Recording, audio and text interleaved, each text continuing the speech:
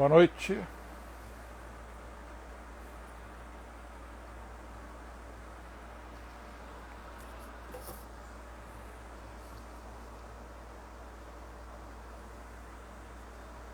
Boa noite a vocês que estão chegando. Por favor, dê um retorno se está tudo ok, imagem, som.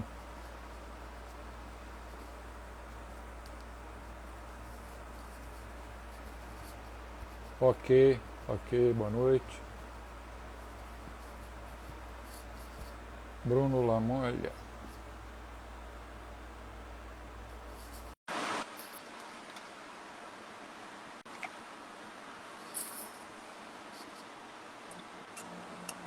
Alô? Olá, professor. Oi, doutor Bruno Lamonha, buonasera. Tudo bem? Como é que você Tudo está? bem, tudo tranquilo. Tudo ótimo aqui também. Estou tentando acertar aqui meu tripé, que eu acho que isso aqui está estranho. Eu Esquisito isso também. aqui. Eu acabei de amarrar o suporte aqui com barbante. Pois é, eu devia ter pensado nisso antes aqui. Coisa Foi tempo. bem profissional. Esse tripé aqui está estranhíssimo. Deixa eu ver aqui como é que eu... Isso. Não, Deixa eu fazer o tranquilo. seguinte, deixa eu pegar um Tranquilo. outro aqui. Tá Esse bom, troço tá vai... bom. Acho que não vai sustentar. Deixa eu fazer isso. Só um Tá minutinho que eu bom, pego o outro tá? aqui.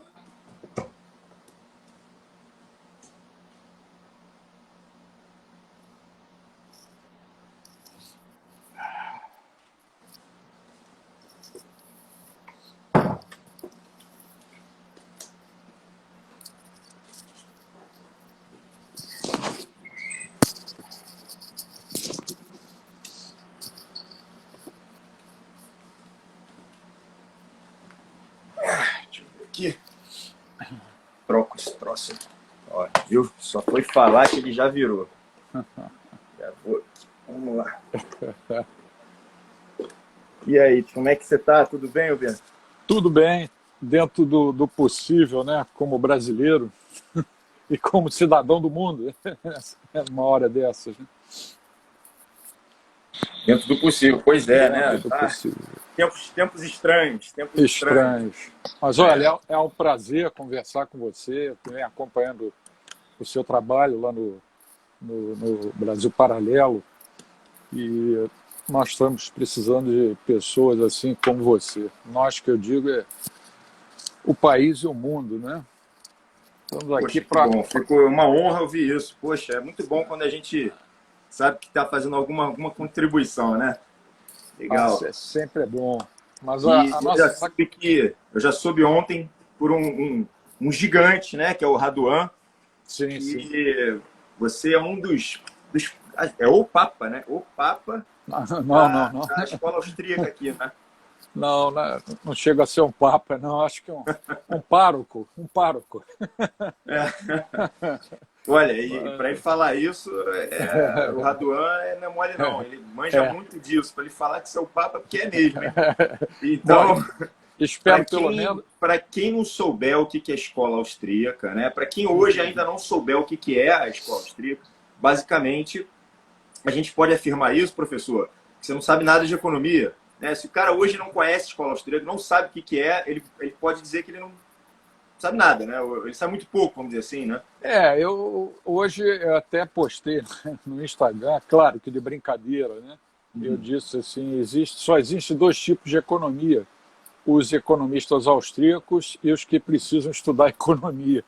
Tem Mas isso, é isso mas mesmo. é claro que é uma brincadeira, né? Nós Claro. respeitamos todas as escolas, não todas, mas, por exemplo, a escola de Chicago, os economistas clássicos, os economistas monetaristas da linhagem do Milton Friedman, embora haja muitas divergências, é evidente que há muitos pontos em comum. Um deles, que eu acho um dos fundamentais, né, pensando nos direitos naturais, nos direitos básicos, a vida, a liberdade e a propriedade, é a defesa intransigente da economia de mercado. Isso tanto os austríacos como os economistas ditos monetaristas, como nosso ministro da Economia, né, Paulo Guedes, por exemplo. Paulo Guedes, Chicago, né? de Chicago. Todos eles lutam por esses ideais, né? Menos a austríaca. A austríaca, a de Frankfurt, né? Que não merece tanto respeito, né? Não, essa não. Essa. E tem outras também, essa é né? complicada, né? A de Frankfurt, né? E tem outras menos votadas, né? No Brasil, inclusive. Eu nem vou dizer o nome para não estragar a nossa live. É uma cidade, é a maior cidade do interior de São Paulo. Tem uma universidade lá que o Roberto Campos já dizia, ou nós acabamos com ela, ou ela acaba conosco. Pois é. Bom, mas hoje a gente vai falar sobre o livro, né? Esse livro aqui, Ame Seus Inimigos, de Arthur Brooks. O Arthur Brooks é um ex-músico profissional, ele tocava oboé, se não me engano. Oboé.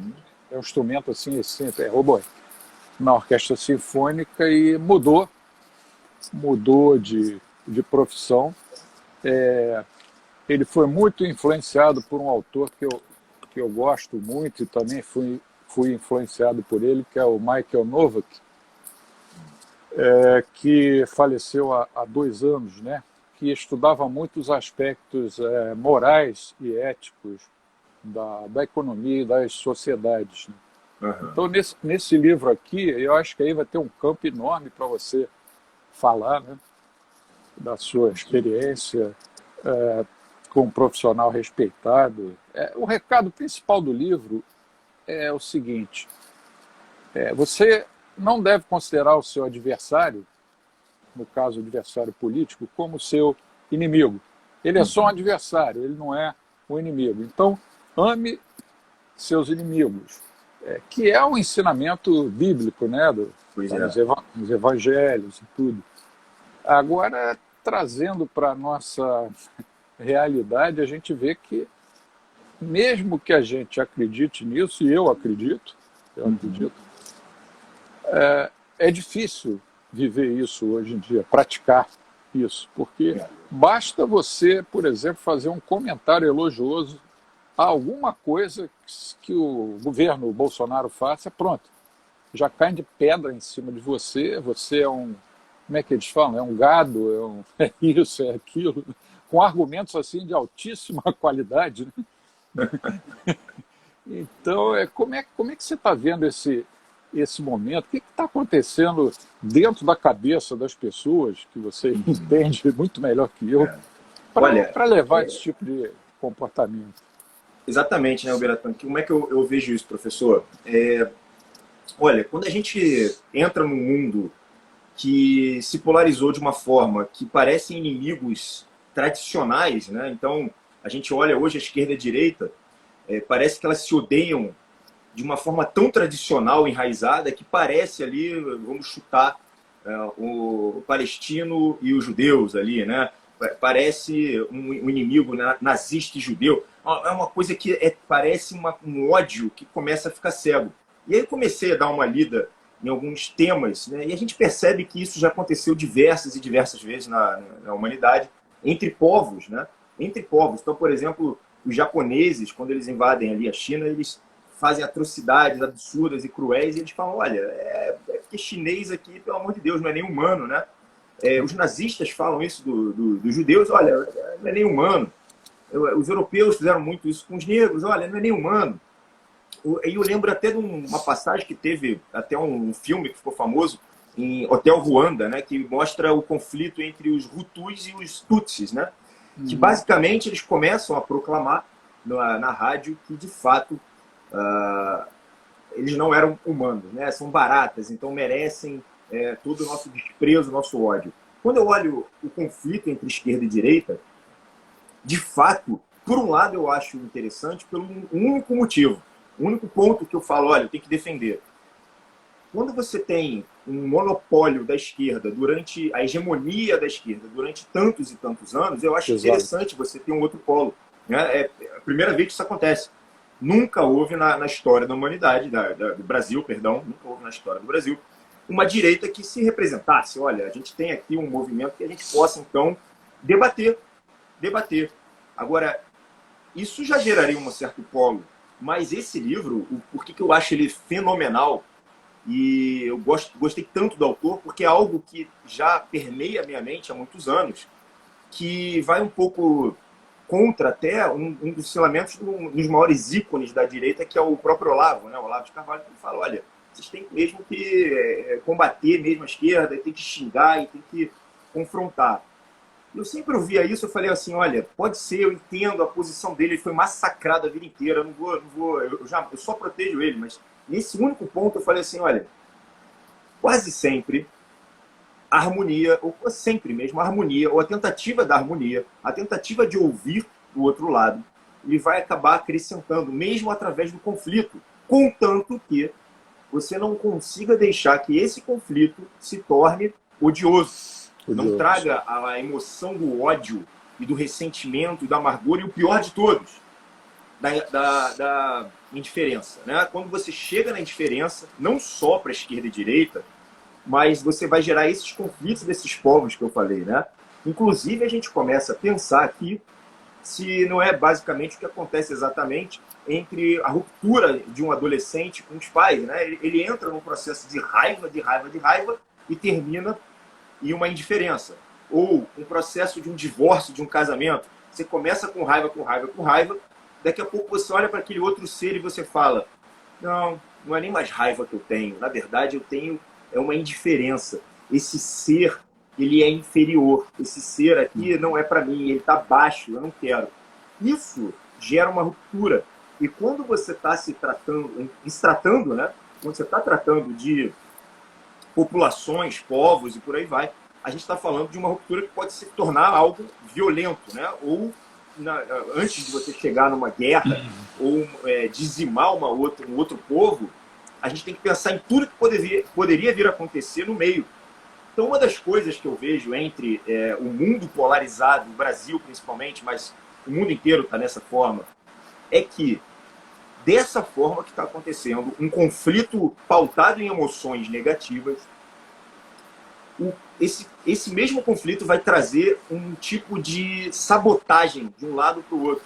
E se você está de fato sabotando, assim como em um relacionamento, assim como pai e mãe com os filhos, assim como qualquer outra coisa, essa sabotagem vai fazer com que o sistema por inteiro paralise. É um passando a perna no outro, é um confrontando o outro. Então, a paralisia de uma sociedade, a paralisia da mente, da evolução humana, ela se dá exatamente dessa forma.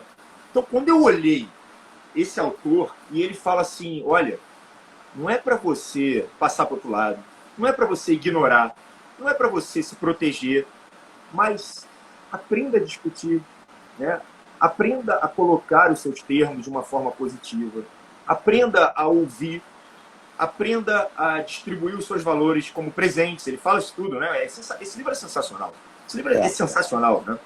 E a imagem, de fato, essa mensagem está lá na Bíblia, e a gente vê isso em outras religiões, através de contos arranhados. Né? Eu lembro um de Buda, em que ele estava meditando com a turma dele toda lá, né? O Siddhartha Gautama, né? E aí vem um cara muito bravo e cospe na cara dele, né? Uma cusparada toda ali. E todo mundo quer matar o cara, né? As pessoas querem matar o cara, aí ele fica um tempo ali pensando. Aí ele fala, olha, obrigado. Por quê? Aí ficou todo mundo, que isso, você é maluco, não pode, o cara vai... Não, mas esse cara, ele me testou, eu tive ira, eu tive que dominar minha ira, eu tive a chance de crescer através desse cuspe, eu vi o quanto que ele foi dominado pelo ódio, e eu quase também o fui. E agora eu consigo, através desse grande teste, e ele me proporcionou a oportunidade, a palavra certa é essa, de crescer através dessa dor. Né? Então, o livro traz essa ideia, né, de que você tem a possibilidade de fazer isso, de que isso é um grande e potente motor para a evolução da sociedade. Então, através de uma coisa tão simples, né, e difícil, como você falou, dificílimo, né? É difícil, é muito difícil. Logo no início do livro, ele dá muita ênfase isso me impressionou bastante. Quando ele fala do desprezo, né? Ele diz que o pior sentimento que uma pessoa pode sentir em relação a outra ou outras é o de ser desprezado, né? Eu fiquei refletindo muito sobre isso e é verdade, né? É verdade. O desprezo, a pessoa que se sente desprezada, deve ser uma coisa terrível, né? De, de chorar, chorar as lágrimas do Nelson Rodrigues, de esguicho, né? Sentar no meio-fio, chorar lágrimas de esguicho. Pô, o cara deve sentir um nada. Já quando ele é odiado, pelo menos ele sabe, bom, alguém está se importando comigo. O cara não gosta de mim, me odeia, mas pelo menos ele não me trata como se eu não existisse, né? Eu achei isso muito, muito interessante, muito profundo. Para mim, claro, é um tema novo, né? Eu sou economista, nunca parei muito para estudar essas coisas, né, para refletir, mas me parece que é isso, né, Bruno? Exatamente. De fato, existe, parece que uma escala, né? Então você começa através dos sentimentos mais nobres, sendo o topo da escala, e você desceria até o último nível desse desprezo. Eu lembro do Inferno de Dante, até uma vez eu postei sobre isso, que o último dos níveis, o nono círculo lá, o nono andar, onde está mesmo o Lúcifer, né, Satã, ele não é de fogo, ele não tem lava, ele não tem calor, não tem nada disso. O último é gelo, né? É gelo, que é o desprezo, essa coisa fria, essa coisa terrível. E os condenados, eles ficam ali dentro de um lago congelado, só com a cara para fora e tal. Então, é o desprezo, a última das dores humanas, sem a menor sombra de dúvida, entre os relacionamentos. Agora, É o desprezo. lá no topo, assim como diz o livro, a gente também tem os escalonamentos do amor, né? Eu sempre falo isso aqui, que parece uma coisa meio piegas de se falar, no entanto não é, né? É bonito, não era para ser piegas, é uma coisa que é importante para a gente. É a ambição amorosa. E quando você pensa em uma ambição amorosa, ou seja, eu quero amar quanto mais gente melhor e quanto mais distante melhor, amar o inimigo seria a faixa preta da ambição amorosa, né? É aquela coisa, olha, esse cara pode me fazer mal, tentou me fazer mal, esse cara me desperta sensações e emoções horríveis e, no entanto, eu ainda assim eu vou superar toda essa dor e sofrimento e eu vou tentar buscar algo de uma conexão mais nobre com ele. Nobre. E aí que eu acho que por que alguém faria isso? E a resposta é essa, né? É o estado mais nobre do ser humano. E eu já ouvi, não sei se você vai acreditar nisso, mas eu já ouvi de algumas pessoas, principalmente dos filósofos modernistas, né? Eles falando o seguinte: Bruno, esse negócio de amar inimigo, dar outra face, essa coisa do cristão, como Nietzsche falava muito também, isso aí é sinal de fraqueza, isso aí é você querer ser arrogante, superior, você está bancando o superior, eu já ouvi isso. E aí eu falo assim, opa, peraí, mas se a gente quer evoluir, banque o superior, né? Coisa ridícula é essa, né? De você não poder ser superior, eu tenho que então agora andar junto com a maioria, com a massa, eu tenho que me comportar igual a massa. Eu não posso escutar música clássica porque as pessoas vão achar que você está bancando o superior. Dane-se, eu vou bancar o superior se for assim, se eu puder fazer. Né? Não por ego, mas porque eu estou olhando para algo acima. Né? Isso tem muito a ver, no meu modo de ver, com a pessoa encarar a existência, a vida, né, como uma passagem para aquele objetivo final do homem, que é a transcendência, né? Exato. Pessoas que não olham para esse lado odeiam com muito mais facilidade do que as pessoas que sabem que o nosso destino não é ficar aqui no Brasil nem na Terra, é ficar aqui um tempo determinado e depois vamos não sei para onde, né? Então, quando a gente consegue enxergar isso, acho que fica um pouco menos difícil praticar esses conselhos do livro, né? Agora, há momentos, sabe, Bruno, que eu vejo que é quase que impossível você amar um inimigo, um adversário. Sabe quando? É quando ele não está disposto a te ouvir. Quando ele se fecha e você gasta todo o seu latim, todo o seu grego, toda a sua boa vontade, todo o seu amor, e o cara nada, né? Quer dizer, ele está fechado. Aí, nessas horas, eu acho que é muito difícil você continuar tentando. Mais fácil é você, né, como o próprio Jesus Cristo disse, né, se você chegar num lugar e não for bem recebido, sai de lá, bate as sandálias para tirar poeira e vai em frente, né? E o Brasil hoje está assim, as pessoas não querem te ouvir. Isso que você falou no início é perfeito. A esquerda monopolizou todos os espaços durante, sei lá, 5 décadas, 4, 5 décadas. Não só na economia, mas em todas as áreas, principalmente na área cultural, ético, moral e cultural. Aí, quando a direita começou a perder a vergonha de se reconhecer como direita, porque no Brasil o sujeito ser considerado de direita era uma condenação, né, ao inferno, ao último estágio lá do nosso Dante, né? Pô, esse cara é direita. E se você defendesse, na época, valores morais tradicionais, como a família, a vida, a propriedade e tantos outros, você era logo taxado de quê? Conservador. Conservador, que a meu ver é uma coisa boa, me considero também um conservador, passou a ser um xingamento no Brasil. Passou a ser sinônimo de falso moralista. Moralista no Brasil, durante muitos anos, passou a ser sinônimo de falso moralista. É triste isso. Aí a direita perdeu a vergonha.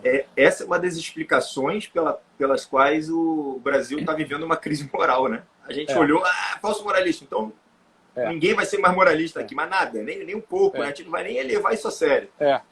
Aí tá uma crise moral. Crise moral. E né? Tome relativismo moral, né? Quer dizer, a barreira entre o certo e o errado. Agora, eu gosto muito. Perdão. Sim, foi. Tá. Não, então, uma das coisas que eu acho muito interessante da gente começar também a falar sobre sentimento e emoção, né, é que o ódio, ele te eleva a um desgaste muito grande. As pessoas não percebem isso. Olha, mas então eu não consigo amar o inimigo, ok, não tá dando, beleza. Não tenho capacidade ainda, não tenho tamanho, não sinto, não adianta. Tá bom. E o que me aparece naturalmente é o ódio. Só que a pessoa não percebe que esse ódio, ele desgasta muito, ele requer muita energia, ele requer tempo, que você coloque tempo, energia, pensamento, você está perdendo sua vida por conta de um cara, ou uma pessoa, uma causa, que às vezes nem sabe que isso existe, né? Às vezes é uma pessoa que não se toca por essa emoção, você se destruindo, se corroendo, e o mais importante de tudo, é inútil. É completamente inútil. Então você pode odiar, você pode arrancar os seus penteiros e pular em cima do teto e dar 3 mortais para trás e não adianta nada. Não acontece nada. O ódio em si não acontece nada. E quando você toma ação, geralmente é uma ação cega, é uma ação explosiva, é uma ação que está completamente desprovida de razão. Quase sempre é isso, né? Então, ao contrário disso, o amor, as pessoas também elas se confundem, ele não é passividade. Ele não tem esse elemento. Eu lembro muito assim, olha, se você for criar uma criança, se você começar, eu sou extremamente permissivo, eu deixo tudo, deixa a criança faz o que quer, que não sei o que, isso é amor? Não é. Isso já é um pouco mais para o lado da indiferença. Né? Então a gente começa a entender o jogo de uma forma que demanda o equilíbrio, né? Então esse amor ele é pautado em uma decisão. E de fato, professor, eu vejo isso, né? Que você toma uma decisão e essa decisão ela vai ser testada diversas e diversas vezes. Por exemplo, vai ter um momento que a pessoa não vai querer te ouvir, vai ter um momento que a pessoa vai, além disso, ela vai te xingar, ela vai tentar te agredir, né? Hoje mesmo tive algumas pessoas no meu Instagram que não entenderam o que foi postado através de um certo preconceito e já começaram algumas mensagens mais ameaçadoras, né? E depois você vai explicando dessa forma, exatamente como o autor prega, que é uma forma inteligente e desprovida do argumento ad hominem, né? Ele não ele vai atacar diretamente a pessoa, mas a ideia, né? Então, aquele argumento ele passa a ter um embasamento muito gostoso de citar, de se ter, né? O argumento é onde duas pessoas se sentam e elas conseguem, através de uma dialética muito boa, trazer elementos para que consigam contemplar melhor a verdade. Isso é sensacional. Sensacional. E ambos crescem com isso. Ambos e a crescem sociedade inteira e cresce. aprende, a sociedade inteira. Não há nada melhor do que um debate de alto nível, que você defende posições diferentes, mas com respeito. E eu já nem digo respeito às ideias, em alguns casos. Há ideias que realmente não merecem respeito, como essas ideias totalitárias de transformar as pessoas praticamente em escravos, mas respeitando o teu adversário, né? Aquele cara não é teu inimigo, ele não quer te matar, ele só pensa diferente de você. Isso é ótimo, isso é sensacional. O que seria do mundo se todos pensassem da mesma forma, né? Agora, deixa eu perguntar uma coisa a você que me intriga. O ódio, ele vai minando, né, a pessoa interiormente. Você, na sua experiência, você conhece muitos casos de pessoas que chegaram a estados assim depressivos por causa de ódio? Sim, sim. Essas emoções, né, essas expressões da emoção, elas funcionam de forma catalisadora, de fato, né, para um estado patológico, né? Então, quando a pessoa começa a cultivar certos estados emocionais prolongados, você pode obter estados patológicos. Tanto é que a gente tem todo um processo de limpeza. A gente começa a evitar certos julgamentos racionais, né, ou seja, mentais, vamos dizer assim, para que você consiga se livrar de uma certa emoção, né? Isso quem faz muita frequência é o pessoal lá da teoria da cognitiva comportamental, as terapias cognitivas comportamentais, que visam novos significados. Colar, né? Então, visa, né, de uma certa forma, invalidar algumas emoções através de melhores julgamentos. E permanecendo em certos estados, por exemplo, a raiva ou a inveja, né, que seria um tipo de estado também mental, né, de uma admiração junto com desejo, junto com... Né, então a gente vai somando esses estados e eles vão levando a um sentimento de insuficiência, né? Então isso leva fatalmente para uma depressão, para uma ansiedade, uma fobia. Então, enfim, isso é totalmente viável, né? Agora, voltando lá onde a gente estava falando sobre a relação com o inimigo, outra coisa que as pessoas acham muito sobre o inimigo é que, olha, não é que quando você tem um inimigo que você vai deixar de fazer absolutamente tudo. Nem vou ter que, olha, não merece respeito. Não merece respeito, ok. No entanto, eu preciso ouvi-lo, né? Eu preciso entender, eu preciso invalidar os argumentos. As pessoas têm a noção de que amar os inimigos é deixar de que eles sejam inimigos. Não, eles permanecem inimigos, né? Eu vou olhar lá para um diabão, eu vou olhar lá para um cara que eu sei que está completamente errado, um assassino, por aí vai. Não é que eu vou baixar as minhas guardas, eu não vou entrar no estado passivo, eu não vou ficar passivo, né, perante todos os atos, não é nada disso. A gente vai olhar e vai falar, ok, amá-lo também demanda tempo, energia, vai precisar de inteligência para a gente conseguir furar as barreiras dele. Muitas e muitas vezes a gente vai precisar ser mais forte do que ele. Muitas e muitas vezes a gente vai precisar de uma ação. Só que sem amor você não tem ação. Você vai lá, deixa, esse cara tá tudo errado, é um assassino, é um pedófilo, sei lá o quê. e a gente deixa ele lá, porque eu não quero lidar com isso. Não, pera lá. A gente, tendo inimigo, sabendo que é inimigo, também vai demandar ação, também vai demandar a nossa energia aplicada através de inteligência, que muitas vezes uma própria correção, às vezes é necessário, muitas vezes, né? Claro. Ou seja, amar o inimigo, né, não necessariamente quer dizer que você é um pacífico, né? Olha, a correção é. fraterna, né, que o cristianismo recomenda, correção Exato. fraterna. Pronto, matou, é isso mesmo, exatamente. Você não é se tornar um passivão no meio dessa história toda, né? E isso é ser amigo, isso é amar, né?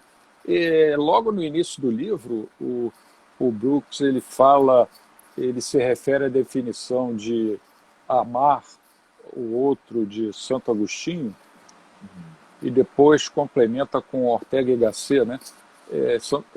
Santo Agostinho, não, desculpe, São Tomás de Aquino.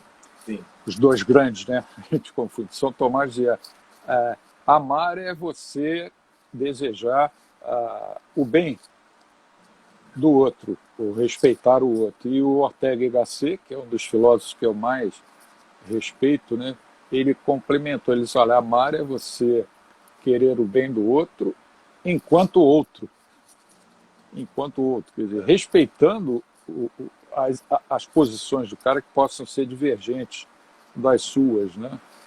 É bonito, né? Isso é muito bonito, a gente sabe que é difícil, mas não quer dizer que a gente não deva tentar.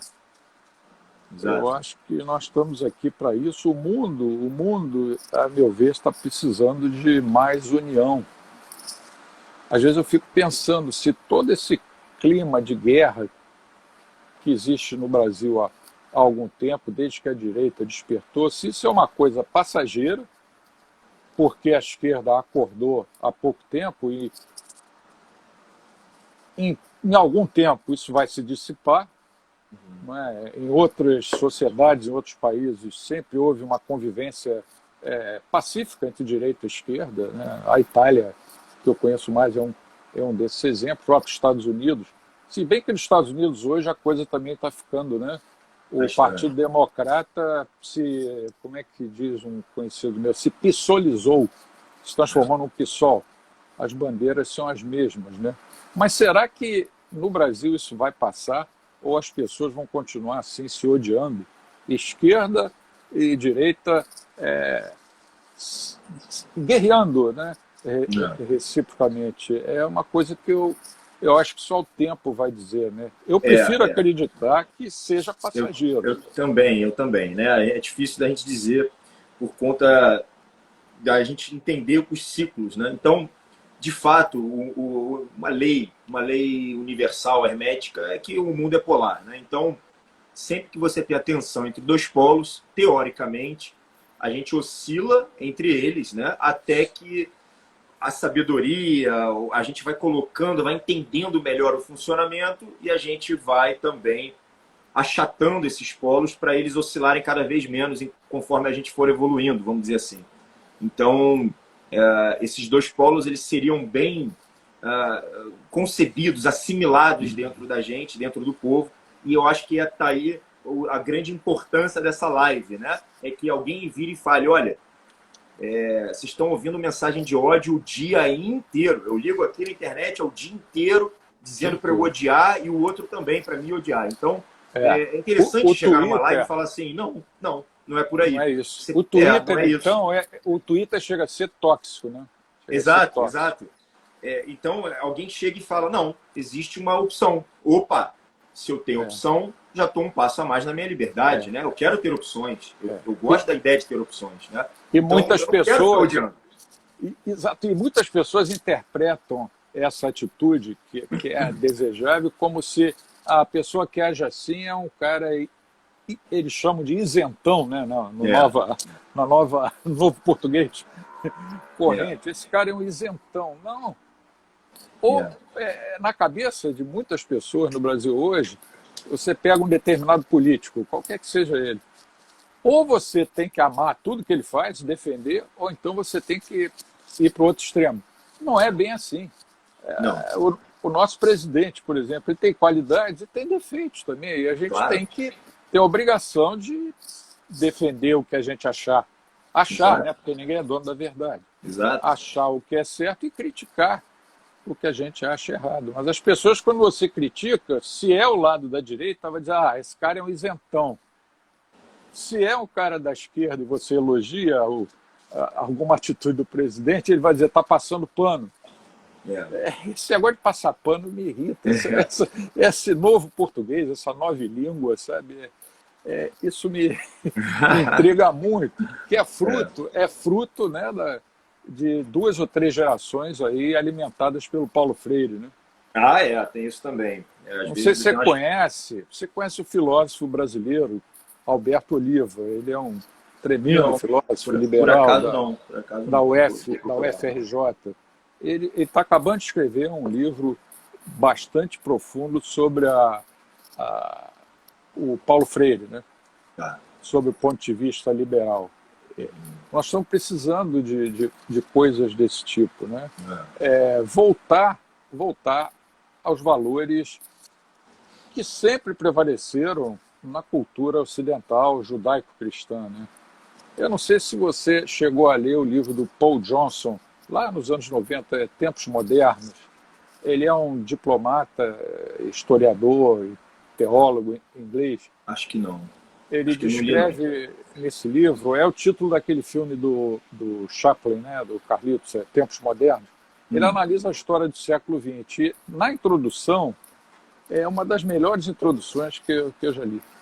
Ele coloca a culpa. Ele diz que o século XX foi um século esquisito, é a expressão que ele usa, é o adjetivo que ele usa.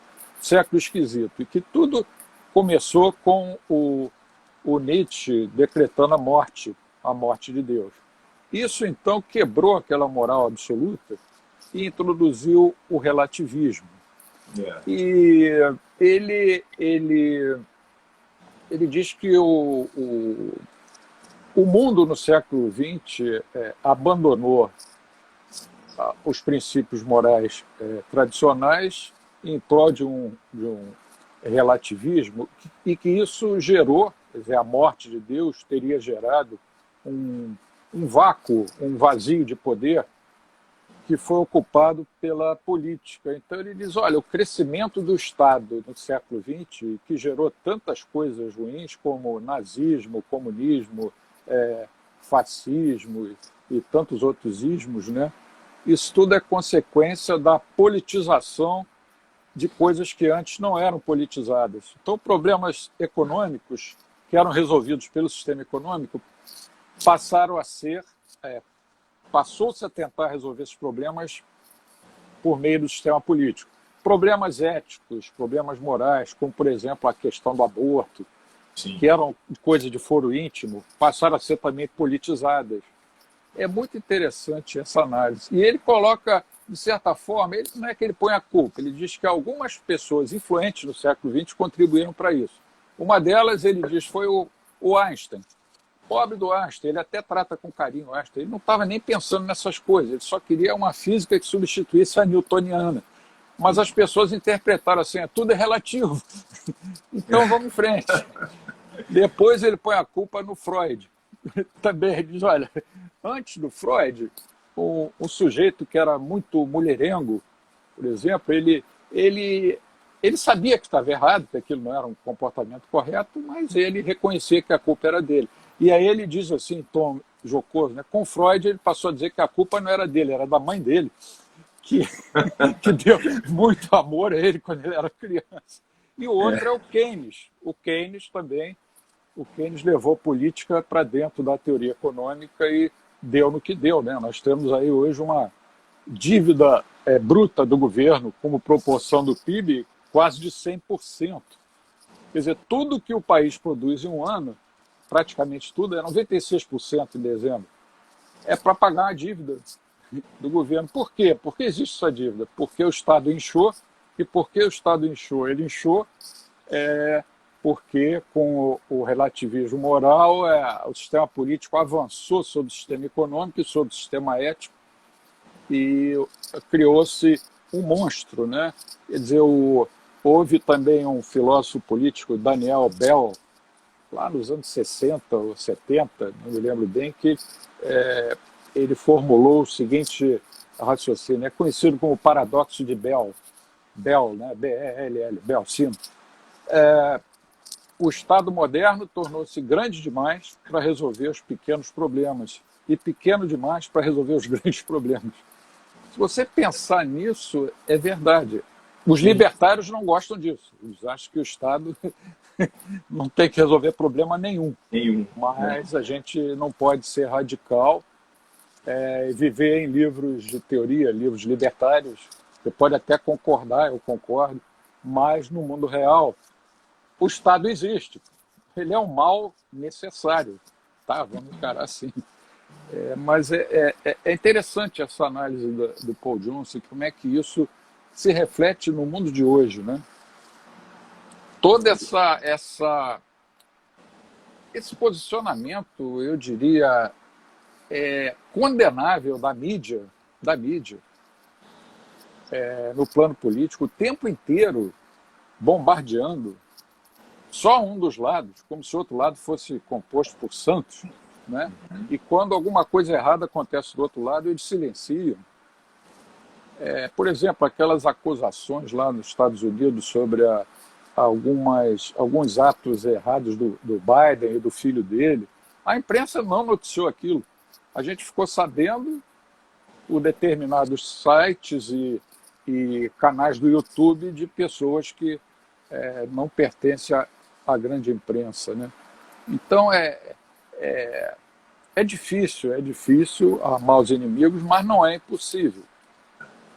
Amar não quer dizer, não, você está certo, na próxima eleição eu também vou votar no PSOL. Não é isso.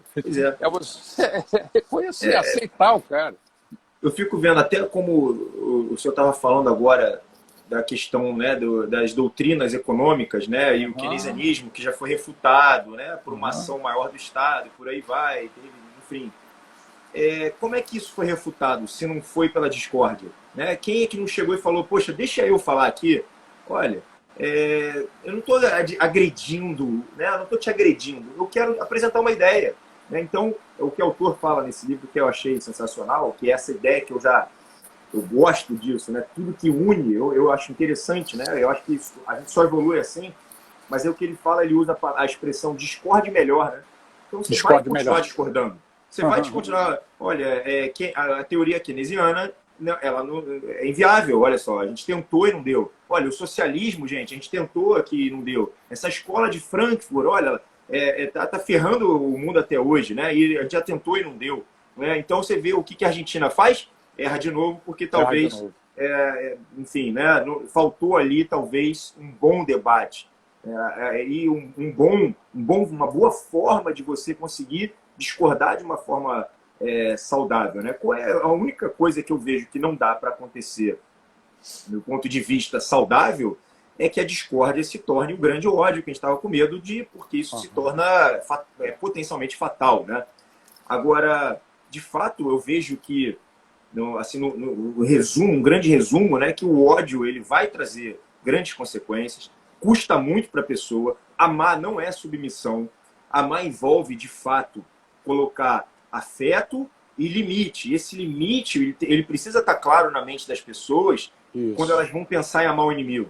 Fala assim, amar não é ignorar, amar não é odiar, né? Amar envolve afeto e limite, né? E a questão seria a forma que você vai impor esse limite, que seria discordar melhor, né? Conseguir pautar argumentos e conseguir organizar fundamentos em cima de ideias, né? Ao invés de você estar agredindo. E você ele fala muito isso também, oferecer as suas virtudes como presentes, né? Ou seja, a minha não é que seja melhor, mas olha, eu tenho uma virtude aqui, eu gostaria que você conhecesse isso. Né? Olha, na hora de eu invalidar a sua teoria, contemple a minha, que tem esses valores, olha como são legais, olha como isso veio a melhorar a vida das pessoas. Aí o outro fala, poxa, legal, gostei disso aí. Né? Plantou uma sementinha na cabeça. Né? Eu acho que é uma coisa que vale a pena. Uma outra coisa que eu acho interessante, que vale também para a gente conversar sobre qualquer âmbito, sabe? É o seguinte, quando a gente está lá numa discussão, e a gente está sempre brigando e criando mais e mais inimigos, né? As pessoas não têm número de inimigos iguais, né? Elas têm mais ou menos. A primeira coisa que a gente pergunta e fala assim, olha, como é que você está criando os seus inimigos? Isso é interessante. E aí a resposta quase sempre gira em torno do ego. Quase sempre você está colocando o seu ego inflado, a sua imagem, acima da própria ideia. Ganhar um argumento e uma briga, uma discussão, quase sempre tem mais valor para você do que você querer evoluir aquilo como um todo. Qual é a consequência desse tipo de pessoa? Ela reina um reino de derrotado. Eu acho essa ideia, ela tem que ficar na cabeça de todo mundo. Você, por exemplo, imagina que uma mãe ou um pai, não importa, eu tô sempre certo, né? Aquele cara, eu tô sempre brigando e eu tô sempre impondo a minha opinião. Quando ele vai ver, ele reina ali naquela casa. Mas como é que é o reino dele? É um reino de derrotados. É um reino, tá todo mundo de cabeça baixa, todo mundo de né, fraco, todo mundo inseguro, não consegue produzir direito porque não tem segurança, não tem aquela autoconfiança. Não é assim? Então a pessoa entra naquele estado de reinar através do terror, reinar através do pânico, e ela tem como consequência fracos. Né? E a gente vê isso nos governos tiranos. A gente vê muito isso. O governo tirano, o que ele faz? Não pode discordar de mim. Como é que fica logo em seguida? Coreia, China, todo mundo de cabeça baixa, magro, doente. Isso. Não é assim? Reina a miséria, a fome, o caos. Não é assim? E como é que é isso? Né? Para que serve isso? Você quer isso? Alguém quer reinar esse tipo de reino? Não faz sentido. Não faz sentido. Ou seja, ame os seus inimigos é a única verdade que a gente pode estar buscando. Fora disso é desarmônico, fora disso é ruim, vai te trazer grandes prejuízos na tua vida. Né? Não tem muito fora disso. Não tem como pular fora disso. Não tem muito caminho fora disso. Não tem. E muitas pessoas passam a vida inteira sem perceber a importância desse afeto, desse amor que se deve dedicar ao próximo. Eu fico imaginando uma pessoa que chega à velhice e pouco antes de morrer ela se dá conta de que passou a vida inteira dedicada a odiar outras pessoas e ela se toca, se arrepende e, puxa, agora é tarde. Deve ser muito triste isso. E acaba, né, professor, que quando a gente está falando agora de ego, a gente percebe também o quanto que as pessoas que mais odeiam ou que desprezam, elas secretamente guardam muito medo de amar, né? Porque amar envolve um risco. Olha, se eu tenho uma esposa, ela pode ir embora, ela pode morrer. Se eu tenho um cachorro, ele pode fugir. Então, amar dá medo. Aí as pessoas entram no estado de pânico e se protegem através do modernismo. Se fecham. Nietzsche, Freud, aí a psicologia moderna, eles começam a se proteger como crianças assustadas. Né? E isso, evidentemente, que leva uma vida mais amarga. Então, aquela primeira pergunta que você fez sobre se leva a patologia, é claro, né? Uma vida amarga dessa, desprovida de afeto, desprovida de amor e de todos os acontecimentos que a vida pode trazer, ela vai levar um campo árido da mente, né? O ressecamento do campo afetivo, a vida fica preto e branco, e essa é a própria definição de depressão, né? E a gente nem percebe que começou lá atrás, quando os pais talvez tiveram assim, um tipo de rejeição pela gente, né? A gente não percebe, ou então quando teve um término lá, quando nasceu uma namoradinha de 15 anos, ou quando você... Enfim, alguma besteira, o cachorrinho morre, a pessoa começa, então não vai mais ninguém. Enfim, começa ali em traumas de infância, nessa parte Freud fala muito bem, né?